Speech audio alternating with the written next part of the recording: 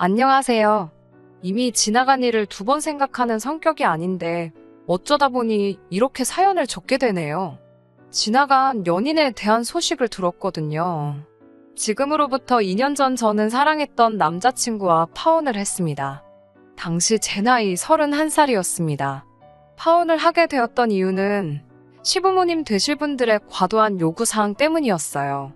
몇 년 전 지방에서 사촌오빠의 결혼식이 있었습니다.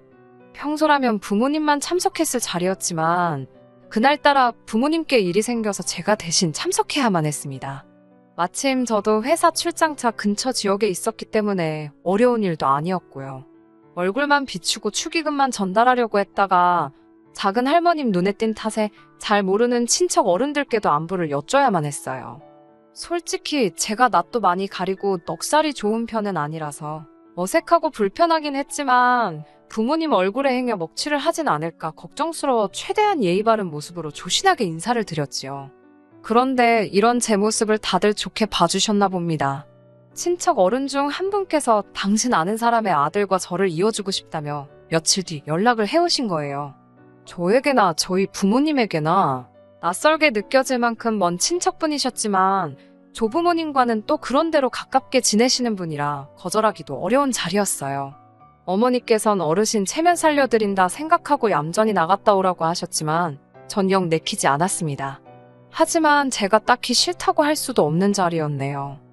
약속 장소는 서울 강남의 모호텔 1층에 위치한 카페였습니다. 쑥스러운 말이지만 호텔 카페는 그때 처음 가봤어요. 누군가 저쪽에서 저를 보고 반갑다는 듯이 손을 흔들었습니다. 반면에 저도 모르게 살짝 고개를 숙이며 목례를 했네요. 그 남자, 그러니까 친척 어른이 소개해주기로 한 사람이었습니다. 자리에 앉으니 자기는 이미 시켰는데 뭘 마시겠냐면서 메뉴판을 제 앞으로 내밀더라고요. 아메리카노 한 잔에 15,000원이라는 가격을 보고 솔직히 좀 놀라긴 했지만 최대한 티를 내지 않으면서 다른 메뉴도 찬찬히 훑어봤습니다. 솔직히 호텔 카페니까 당연히 비싸겠다는 생각은 했지만 많이 놀라긴 했어요. 당시 제가 다니던 회사 근처 식당들 점심 식사가 보통 5,000원 정도였거든요. 게다가 전 그마저도 아끼려고 도시락을 챙겨 다니기도 했으니 놀랄 수밖에요. 돈 이야기가 나와 말인데 제 배경에 대해서 조금만 이야기해보자면 제가 초등학생일 때 아버지가 실직을 하셨어요. 저희 아버지뿐만 아니라 당시 많은 아버지들이 직장을 잃던 시기였습니다. 그래도 건설회사를 다니시던 아버지께선 다른 분들에 비해서는 상황이 아주 나쁜 편은 아니었어요. 회사를 나오시면서 꽤 많은 금액의 위로금을 받으셨거든요.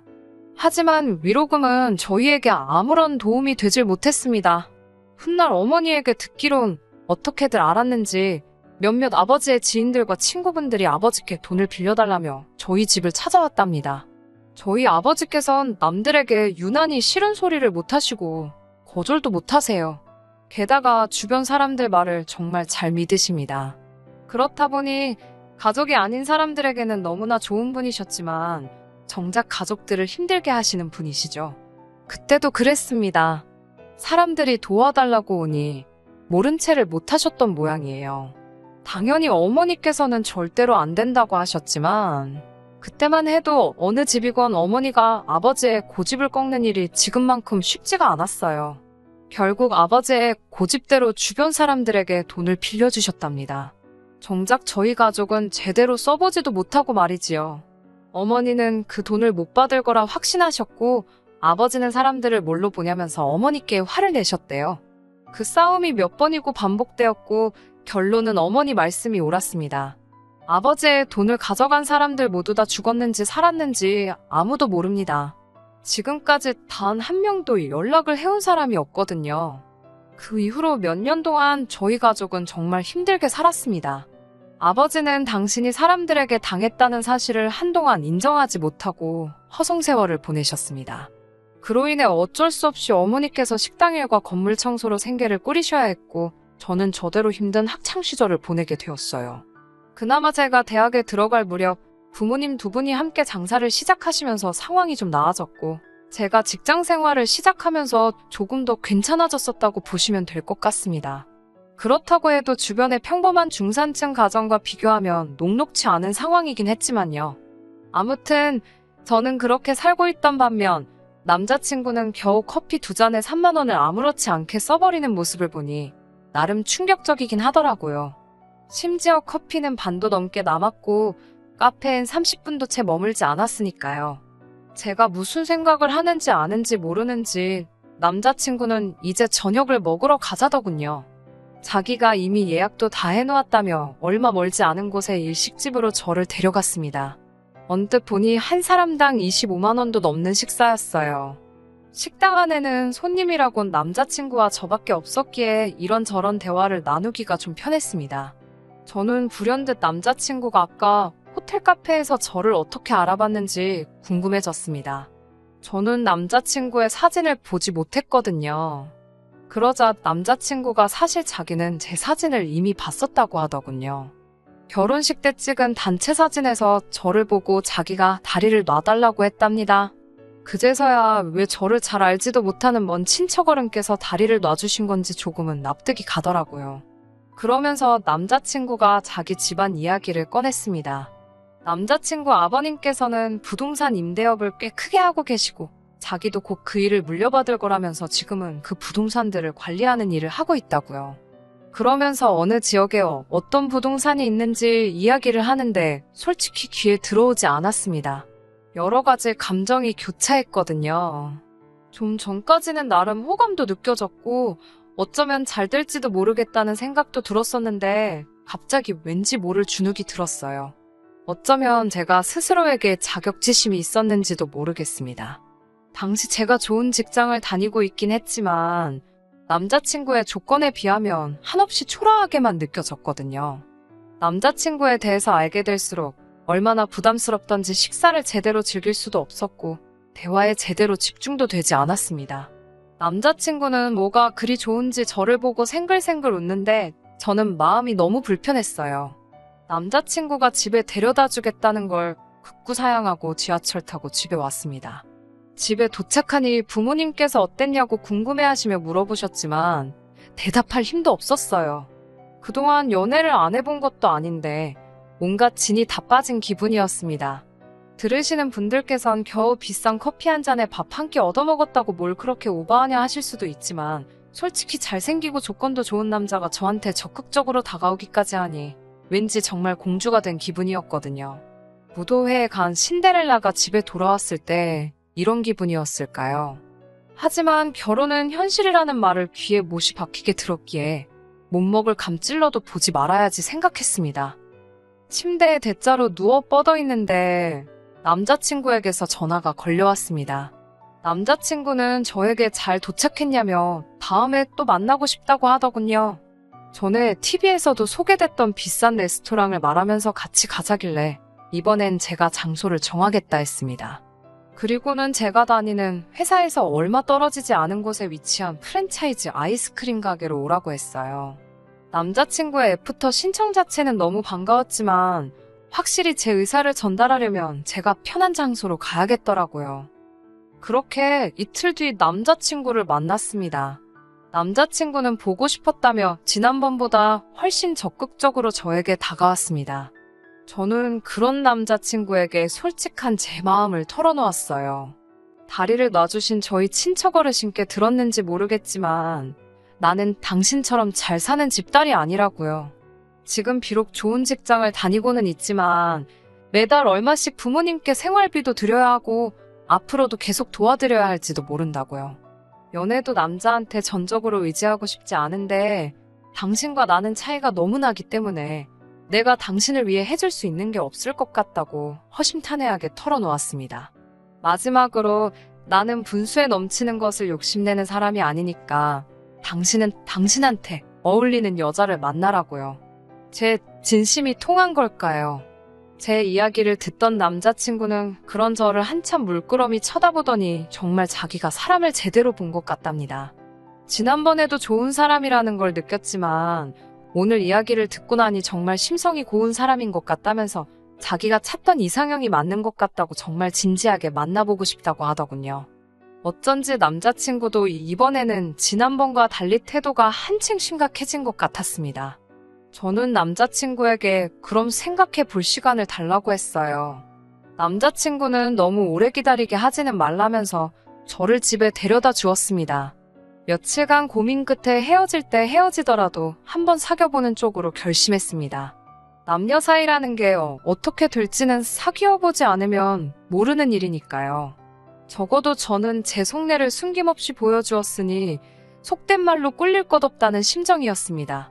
솔직히 부모님의 가난은 제가 어떻게 할 수 없는 일이기도 했고요. 그렇게 저희는 연인 사이가 되었습니다. 그리고 사귄 지 고작 몇 달 지나자마자 남자친구는 저를 자기 부모님에게 소개하고 싶어 안달이었어요. 하루빨리 눈도장 찍고 결혼 승낙을 받고 싶다고 했습니다. 하지만 저는 솔직히 걱정도 되고 두려운 마음도 있었기에 조심스러웠어요. 남자친구와 시작할 때는 젊은 남녀로서 솔직하게 터놓을 수 있었지만 어른들을 대하는 건 또 다른 문제였으니까요. 행여나 당신들의 잘난 아들한테 빌붙는 그런 여자로 저를 보시진 않을지 별의별 걱정이 다 되더라고요. 아마 제가 남자친구를 그만큼 많이 좋아했기 때문이었을 거예요. 결국 사귄 지 6개월 만에 남자친구의 부모님을 만나게 되었습니다. 처음으로 남자친구 집에 갔던 날이기도 하고요. 아무것도 사오지 말라는 말씀이 있기는 했지만 그래도 빈손으로 가기는 뭐해서 식사 후에 먹을 만한 디저트로 백화점에서 파는 케이크를 사갔습니다. 남자친구의 집은 연예인들이 살 것 같은 고급스러운 아파트였어요. 남자친구의 아버님은 풍채가 좋으시고 호탕하신 분이셨어요. 어머님께서는 약간은 차가워 보이는 눈매와 화려해 보이는 외모를 가지고 계셨습니다.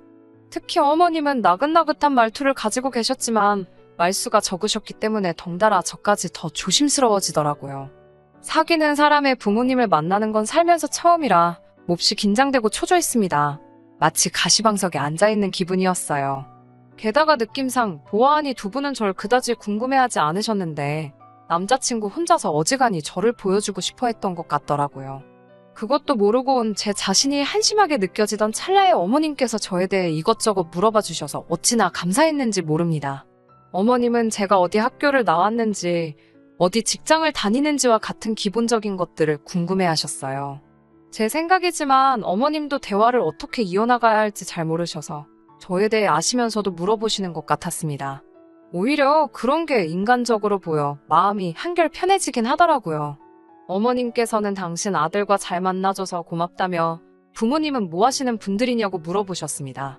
제가 대답을 하려는데 남자친구가 저를 가로막으며 작은 사업을 하신다고 대답하더라고요. 제가 의아한 눈빛으로 남자친구를 쳐다보자 남자친구가 눈빛으로 마치 자기가 알아서 하겠다는 듯한 사인을 보내더니 사업하신다며 말을 돌리려고 들더라고요. 그냥 넘어갈 수도 있었겠지만 저는 그러고 싶지 않았습니다. 작은 거짓말이 눈덩이처럼 불어나면 얼마나 수습하기가 어려운지 주변에서 너무나 많이 봤기 때문이에요. 저는 어머님께 사업이 아니라 장사를 하신다고 솔직히 말씀드렸습니다.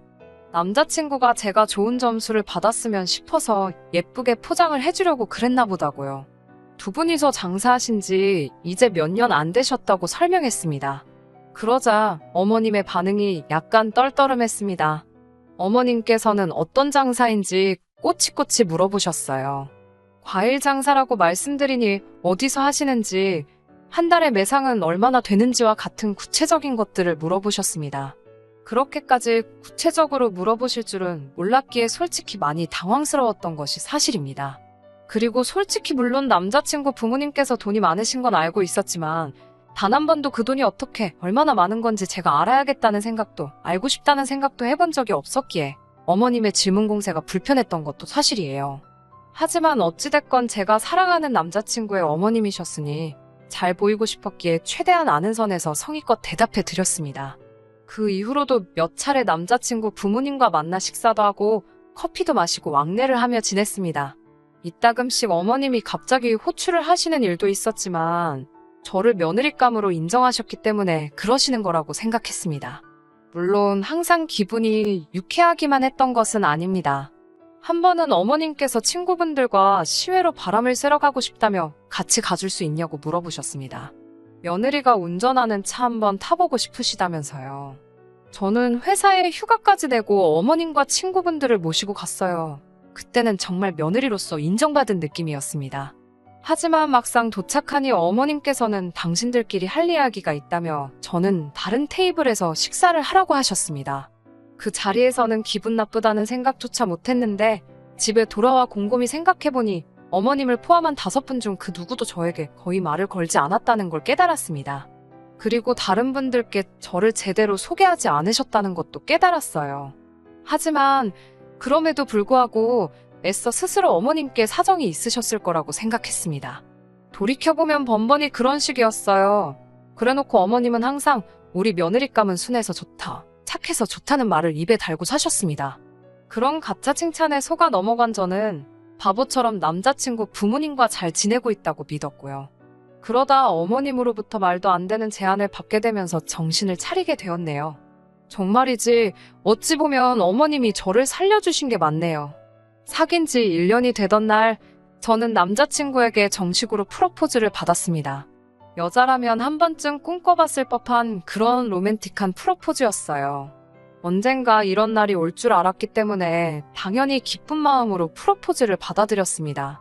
저희 부모님도 정말 기뻐하셨어요. 당신들이 주지 못한 편안하고 안락한 삶을 남자친구가 가져다 줄 거라 생각하셨던 모양이에요. 남자친구에게 몇 번이고 고맙고 잘 부탁한다 하셨습니다. 이제 제 인생에는 정말 꽃길만 있을 줄 알았어요. 상견례를 앞두고 하루는 어머님께서 퇴근길에 집에 좀 들리라고 하시더군요. 평소에도 가끔 있던 일이라서 크게 신경 쓰지는 않았어요. 집에 도착하니 아버님도 계셨고 남자친구도 있었습니다. 어머님께서는 저에게 기분 나빠하지 말고 들으라며 어떤 서류 한 장을 꺼내 보이셨습니다. 요새는 결혼 전에 건강검진도 하고 이런저런 것들을 많이 확인하는 건 저도 들어봤을 거라며 계속 돌려서 뭔가를 설명하려고 하셨습니다. 그러자 보다 못한 아버님께서 서류를 건네주시며 저더러 대충 읽어보고 이름 쓰고 지장 찍고 사인하라고 하시더군요. 뭔가 하고 들여다보다가 첫 줄에 적힌 위자료 청구 포기각서라는 글자를 보고 저는 깜짝 놀랐습니다. 남자친구도 제 놀란 표정을 봤는지 원망스러운 표정으로 어머님과 아버님을 보면서 꼭 이렇게까지 해야 하냐며 한숨을 쉬더라군요. 서류를 읽어보니 한마디로 이혼할 때 이혼 사유에 관계없이 위자료를 청구하지 말라는 내용이었습니다. 아버님이 하신다는 말씀이 남자가 사업을 하다 보면 이런저런 구설수에 휘말릴 수도 있는데 그런 거 하나라도 꼬투리 잡아서 제가 이혼이라도 한다고 들면 서로 머리 복잡해진답니다. 따라서 그런 걸 미연에 방지하고자 작성해놓는 서류니까 너무 크게 신경 쓰지 않아도 된답니다. 제가 무슨 말도 안 되는 소리냐고. 제가 물론 남자친구를 믿지만 그래도 사람 일이라는 건 모르는 건데 제가 어떻게 이런 서류에 사인을 하느냐고 받아쳤습니다. 그러자 이번엔 어머님께서 저더러 너 혹시 우리 집에 돈 보고 시집 오는 거냐고 물으셨어요. 당연히 돈 보고 오는 건 아니지만 막말로 남자친구가 바람이라도 피거나 어디서 자식이라도 낳아오면 어떻게 제가 맨몸으로 나가겠냐고 물었더니 저더러 그런 생각도 하고 사냐면서 무섭답니다. 옆에 있던 남자친구도 저더러 무슨 말도 안 되는 소리를 하냐면서 쓸데없는 소리 하지 말고 그냥 서류에 부모님 말씀대로 이름 쓰고 지장만 찍으래요. 이혼 안 하고 평생 행복하게 살면 문제가 될 일이 아니라고요. 아무리 생각해도 이유가 어떻게 됐건 저 혼자 말도 안 되는 서류에 사인을 해주는 건 억울한 생각이 들었습니다. 그러다 불현듯 어디선가 봤던 바람핀 남편이 아내에게 써줬다는 반성문이 생각이 났어요. 거기에서 차가 나요. 저도 남자친구에게 그러면 불륜 책임 각서를 써달라고 했습니다. 만에 하나 사업을 핑계로 불륜 시 저에게 위자료로 얼마를 지급할 것인지 정확히 명시해서 이름 적고 지장 찍어 달라고요. 그러자 이번엔 남자친구 부모님께서 하지도 않을 불륜에 대해서 왜 각서를 적어달라냐며 저더러 억지 좀 쓰지 말라더군요. 그러더니 어머님께선 저를 달래듯 말씀하시기를 제가 없는 집 딸임에도 불구하고 며느리로 들이기로 한 건 바로 제 성품 때문이라 하셨습니다. 고분고분하고 싫은 소리 안 하는 게 너무 마음에 들었답니다. 있는 집 딸들은 자기 주장이 너무 강하고 되바라져서 다루기가 힘든데 저는 시키는 대로 따라오니 너무 편했답니다. 그런데 갑자기 왜 이러는 거냐면서 일 복잡하게 만들지 말고 얼른 이름 적으라며 저를 달래시는데 그제서야 알겠더라고요. 저를 하나의 인격이 아니라 말 잘 듣는 강아지나 식모 같은 존재로 생각했다는 거려. 옆에 있던 남자친구도 저를 향해 한다는 소리가 평소엔 착한 사람인데 오늘 왜 이러는지 모르겠다면서 빨리 부모님이 시키는 대로 하라는데 정말 미칠 것만 같았습니다. 그동안 이 가족들이 저를 어떻게 생각한 건지, 제가 얼마나 등신같이 군 건지 알겠더라고요. 제가 이 집에 팔려오는 것 같아서 기분이 너무 더러웠어요. 마음 같아선 욕이라도 퍼부어주고 싶었지만 차마 그러지는 못하고 남자친구에게 헤어지자고만 했습니다. 대신 평생 자기 부모님을 원망이나 했으면 좋겠다는 아기를 가득 담아서 네 부모 때문에 헤어지는 거라고 확인시켜 주었습니다. 남자친구 부모님께도 어디서 얼마나 거지 같은 결혼 생활만 보고 듣고 겪으셨길래 이딴 서류부터 작성하게 만드시면서 아들의 결혼 생활을 시작하게 하시는지 참 불쌍하시다 한마디 해드리고 그대로 그 집을 빠져나왔습니다. 그 이후로 남자친구에게 몇 차례 연락이 왔고 남자친구가 집 앞으로 찾아오기도 여러 번이었지만 이번만큼은 웬일인지 제 마음이 조금도 움직이지 않았습니다. 한 달쯤 지나서 친척 어르신이 연락을 해오셔서는 조심스레 남자친구의 안부를 전하시더군요. 상사병인지 뭔지 먹지도 자지도 못하고 누워만 있는다면서요. 그때는 제 마음이 살짝 흔들릴 뻔도 했지만 잘 참아냈습니다. 저희 부모님이 어르신께 소식을 전하시지 않으셨으면 좋겠다고 정중히 말씀을 드렸고요. 그러다 엊그제 자그만치 2년 만에 다시 그 사람의 소식을 듣게 되었습니다. 그 사람과 헤어지고 나서 저는 일만 하며 살았습니다. 덕분에 더 좋은 조건으로 이직을 하고 승진도 하여 그때보다 훨씬 나은 대우를 받으며 바쁘게 지내고 있었는데 그 사람은 완전히 망가졌더군요. 저와 헤어지고 얼마 지나지 않아 부모님의 권유로 비슷한 재력을 가진 여자와 결혼을 했나 봅니다. 그 여자에게는 그런 서류 같은 것도 받지 않았던 모양이에요. 그런데 얼마 지나지 않아 무슨 연유에서인지 이혼을 하게 되었는데 결혼 생활이 굉장히 짧았음에도 불구하고 위자료로 상당한 액수를 토해내야 했답니다. 게다가 아버님이 하시던 사업에서 탈세 사실이 발각되어 그 부분에서도 엄청난 과태료를 물게 되었고 여러 가지 일들이 있었나 봐요. 한때 그래도 연인이었던 사람이라 이런 소식을 들으면 가슴이 아플 줄 알았는데 아무렇지도 않은 걸 보니 사람 마음이 참 가벼운가 봐요. 아니면 제가 그때 받은 상처가 제 생각보다 훨씬 컸던 걸 수도 있고요.